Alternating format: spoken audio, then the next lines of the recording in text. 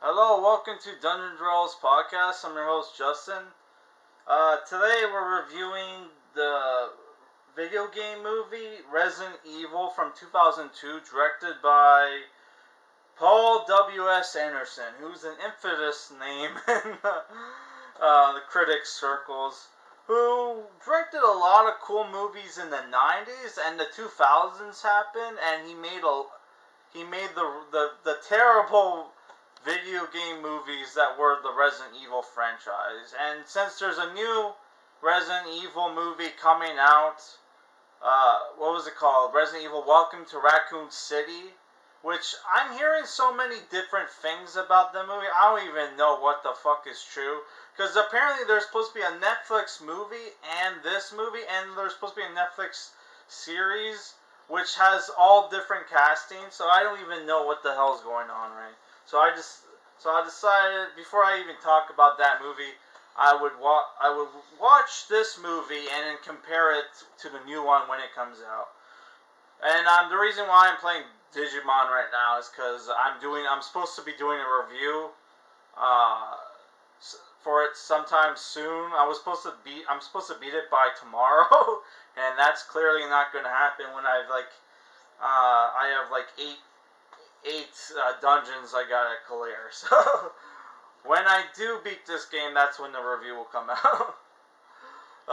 Yeah. So yeah, the movie, like I said, directed by Paul W.S. Anderson, not the good Anderson that directed like Boogie. What was it called? Boogie Nights, which I hate that Paul Anderson as well. I think he's a pretentious asshole, and like that dude like. Allegedly, according to porn star whores, hires porn stars to go to his parties to fuck his friends. Allegedly, I don't know if that's true, but that's something I heard from a porn star in a podcast once. Oh my god. So yeah.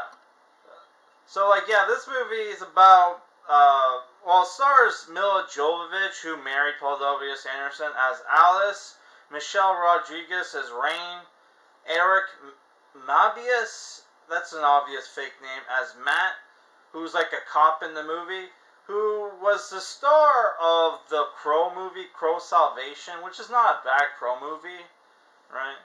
And you have James Purefoy as Spencer, and Martin Cruz as Kaplan, right? And who was the one guy? Colin Salmon as one, which I've heard of that guy. I don't know where though. Yeah. Also, Jason Isaacs from The Patriot and Star Trek Discovery is in the movie near the end. I guess he was supposed to be the villain for this next movie, but they recasted him because it wasn't in the next film. It was either Thomas Crutchman or Sean Bean, right? They must have recasted him, right? Which he would have probably. I hate Jason Isaacs, but he probably would have made a good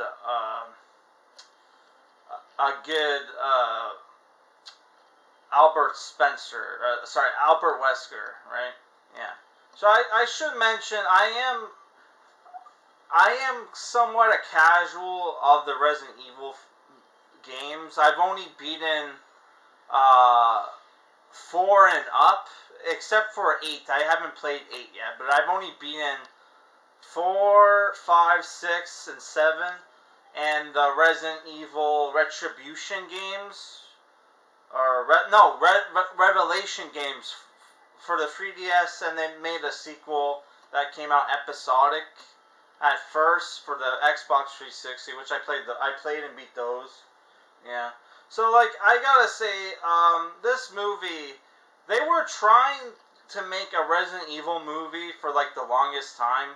I think it was either Wes Craven or that other zombie guy, I forget his name, was supposed to make a Resident Evil movie, and it never happened, right? And I guess eventually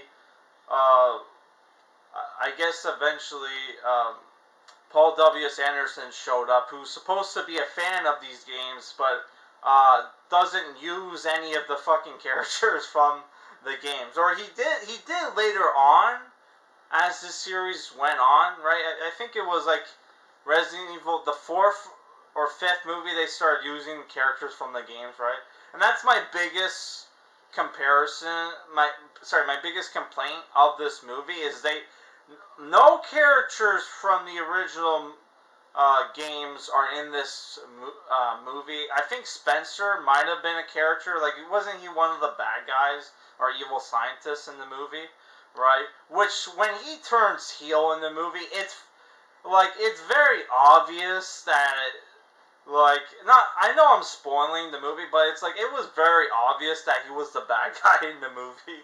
Because, like, you see and the movie starts off at the secret lab, right, which looks like a regular office, right, except for all the shiny metal walls and shit. People are treating it like it's an office, right? And you see somebody with black hair and a leather jacket. Guess who you see later on in the movie with black hair and a leather jacket, right? Smash a vial against a wall and fucks off. Like, crashes into a guy and makes him spill coffee on himself.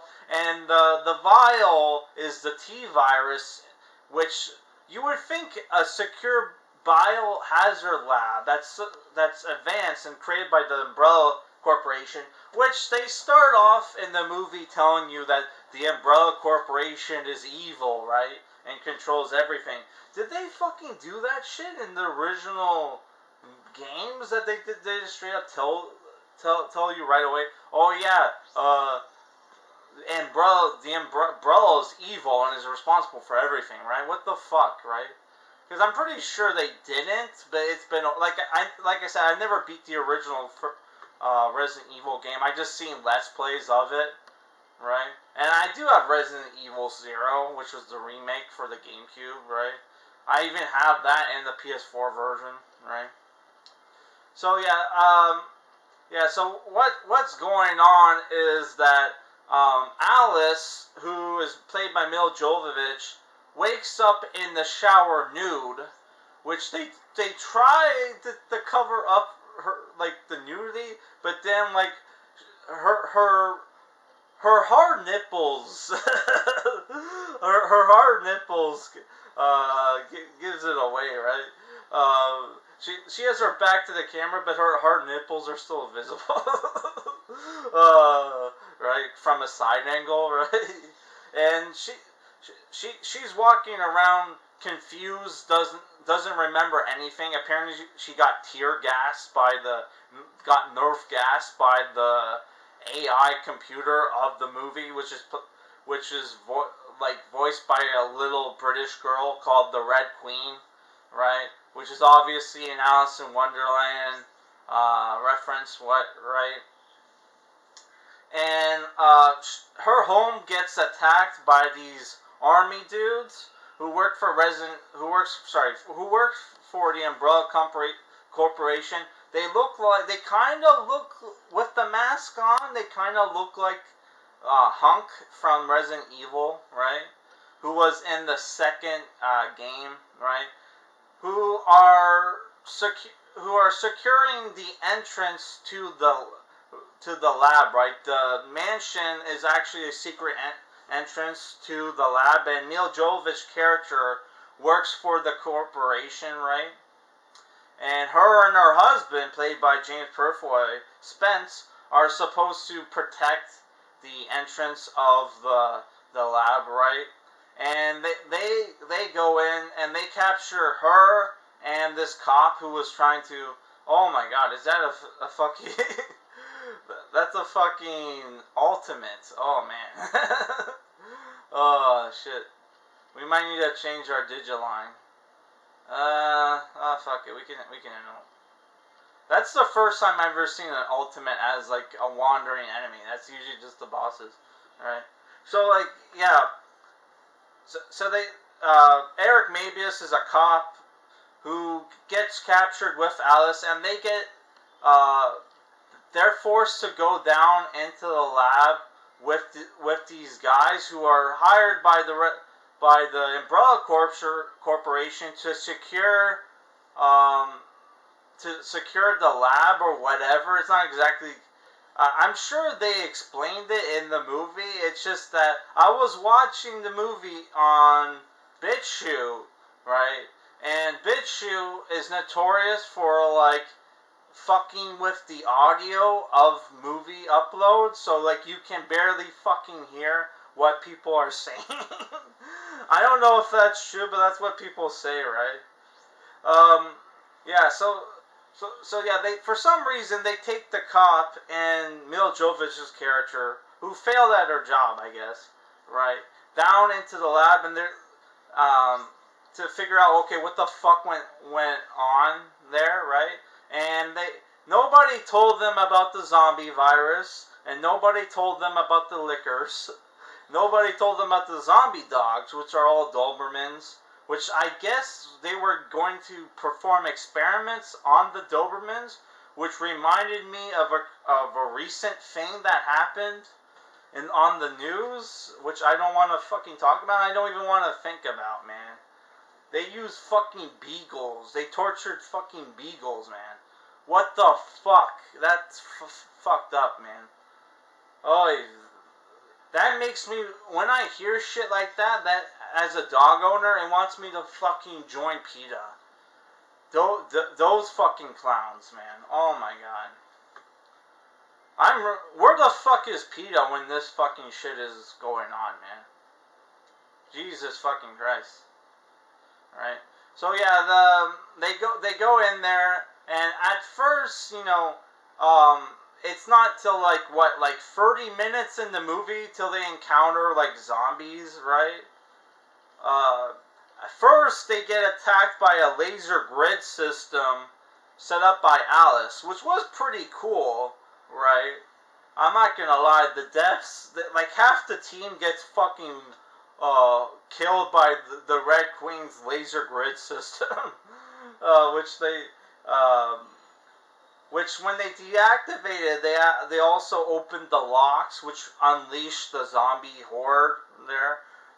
Which also, I forgot to mention, also they pick up like Spencer's character, who's also conveniently doesn't remember anything, right, until the very end, right, where you have the turn heel moment in the film where he explains everything that we pretty much already figured out, right? What was going on is Eric Mabius' character is a cop who's trying to take down the Umbrella Corporation. His sister was sent to infiltrate the corporation to find an insider to get a copy of the T-virus. Or why would you need physical copy of the T-virus? Why not just data or whatever, schematics or recipes, right? They for some reason they wanted an actual sample, which is fucking insane, right? Why would you need an actual sample, right?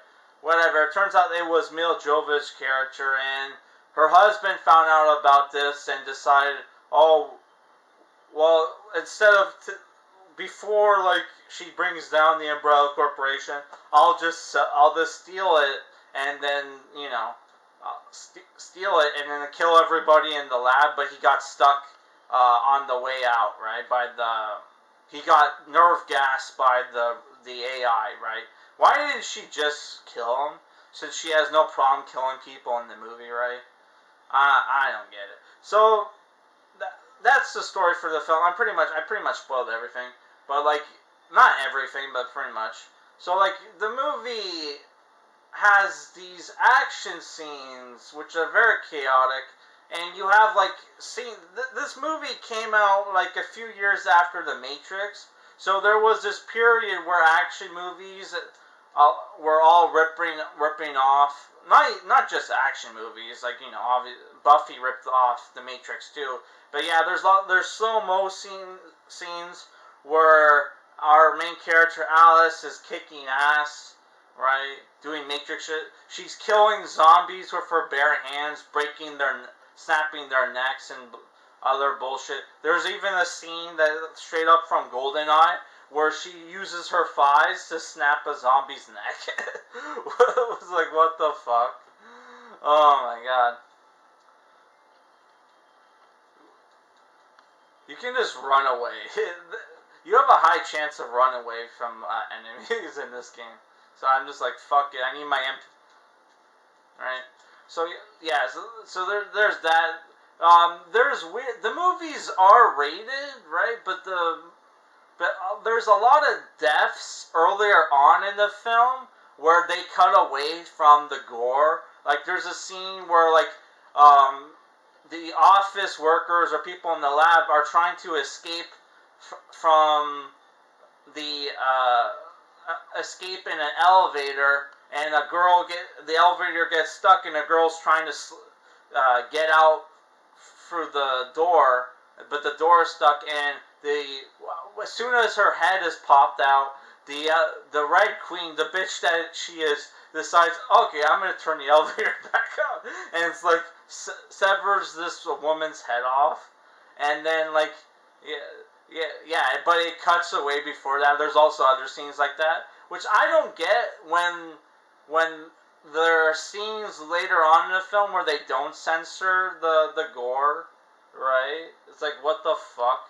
Oh, I'm gonna fight the boss soon. if my Digitank doesn't get owned by any mines and shit.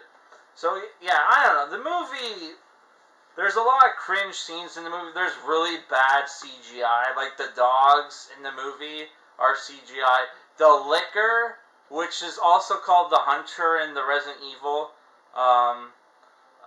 games, looks pretty decent at times, but then there's times where he's which makes me think there was maybe a practical suit at times, but then there's times where there's like really bad CGI, where like there's CGI in the movie where it's like, did they intentionally make it look like PS1 graphics? It's like, what the fuck is that? It's just terrible, right? So yeah, my problem with the movie, no characters from the original game are in there, except for maybe Spencer. Yeah, they don't really follow the plot at all, really, right? And there's bad CGI, and the action scenes are kind of dumb. And then there's the thing where they do the thing like like a lot of zombies movies do, where they don't know what zombies are, so they're shooting at them. They're not aiming for the head or anything until later on when they they reactivate the Red Queen, who tells them, oh yeah, you have to destroy the brain or sever the spinal column, right? So it's like, what the fuck, man? What's with zombie movies where people act like they don't know what zombies are? It's so fucking dumb, man. So dumb.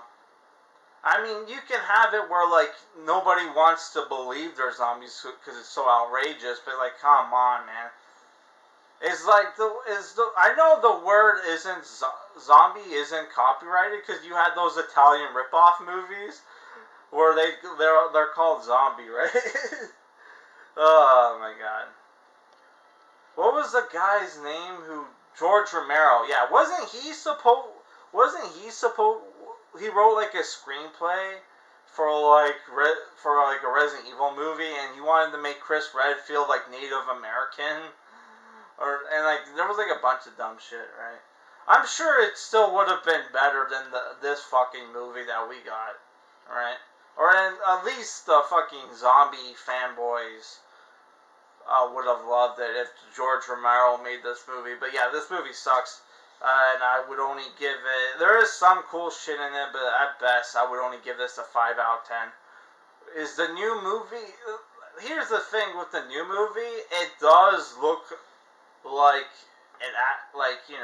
if it wasn't for the terrible casting, the new movie would actually look good. The only actor they got that looks like one of the characters is the guy who's playing Leon Kennedy. Not Leon Kennedy. Chris Redfield. He kind of looks like Chris Redfield. Though his, like, his hair color is different, but, in the first game, like, his hair looked more black than brown. Or at least that's, I think, so I don't know. Yeah, so I don't know. I think if it wasn't for the terrible casting for the new Resident Evil movie, it would probably be better than this one, but who the fuck knows, right? Who the fuck knows? Which I'll try to review that if I can find it online, but or if it's available for rent, then I'll watch it. But we'll see, right? So yeah, that's it for this review, guys. I gotta go walk my dog, and I gotta get ready for Kevin's review live stream. Kevin Street's live stream, who does Pokemon live streams every Saturday, at least until he beats it, which he said it would be soon. So I don't know.